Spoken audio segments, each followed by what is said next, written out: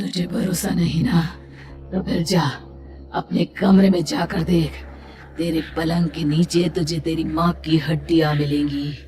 प्रभात दौड़कर अपने कमरे में जाता है और अपने पलंग के नीचे देखता है। वहाँ पर सचमुच एक कंकाल पड़ा हुआ था और उसके शरीर पर जो कपड़े थे वह प्रभात की माँ के थे। क्या बात है, आज तो आप सुबह से ही बहुत बिजी हैं। ऐसा क्या लिख रहे हैं? बस एक फैमिली की कहानी लिख रहा था।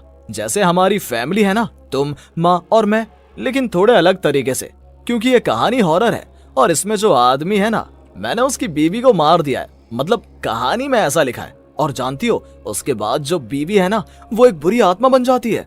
क्या बेटा, इस तरह की डरावनी कहानियां क्यों लिखता है तू? जानता है ना, हम जो सोचते हैं, जो लिखते हैं, हमारा दिमाग पूरा दिन वैसा ही होता रहता है। माँ, परेशान होने वाली क्या बात है? राइटर हूँ मैं, मेरा तो काम है कहानियां लिखना। और वैसे भी ये सिर्फ एक कहानी है माँ, कोई सच नहीं है। उसके बाद कुछ दिन बीत जाते हैं। एक रात प्रभात को अपने ऑफिस से लौटने में देरी हो जाती है। रात के लगभग 12 बजे हुए थे। प्रभात जैसे ही अपने घर पहुंचता है, उसने देखा कि उसकी पत्नी दुर्गा डाइनिंग टेबल पर उसका इंतजार कर रही है। आ गए आप? कब से आपका इंतजार कर रही थी। देखिए ना, खाना भी ठंडा हो गया है। अरे दुर्गा, आज तुमने अपने इतने लंबे लंबे बालों को खोलकर क्यों रखा है? तुम तो हमेशा अपने बाल बांध कर रखती हो। वो क्या है ना प्रभात, जब इंसान अपनी जिंदगी से मुक्त हो जाता है ना, तो उसे दूसरे सारे बंधन खोल देने चाहिए। इसलिए मैंने अपने बालों के बंधन भी खोल दिए। ये तुम किस तरह की बातें कर रही हो? तुम ठीक तो हो? मैं बिल्कुल ठीक हूँ प्रभात। अच्छा चलो खाना खाओ। वो क्या है ना दुर्गा, मुझे भूख नहीं है। ऑफिस में कुछ खा लिया था। कोई बात नहीं, मैं तुम्हारे लिए एप्पल काट देती हूँ, एप्पल खा लो। नहीं दुर्गा, मुझे नहीं खाना है, मेरा मन नहीं है यार। तभी अचानक से दुर्गा अपने हाथ में एक बड़ा सा चाकू लेकर प्रभात पर हमला कर देती है। प्रभात अपने आप को बचाने की कोशिश करता है। आज मैं तुझे नहीं छोड़ूंगी, तुझे अपने साथ लेकर जाऊंगी अपनी दुनिया में। ये क्या बोल रही हो तुम? तुम्हारा दिमाग खराब हो गया है। आखिर तुम हो कौन? दुर्गा अपनी गर्दन टेढ़ी करते हुए बोलती है, मैं दुर्गा हूँ, तुम्हारी पत्नी।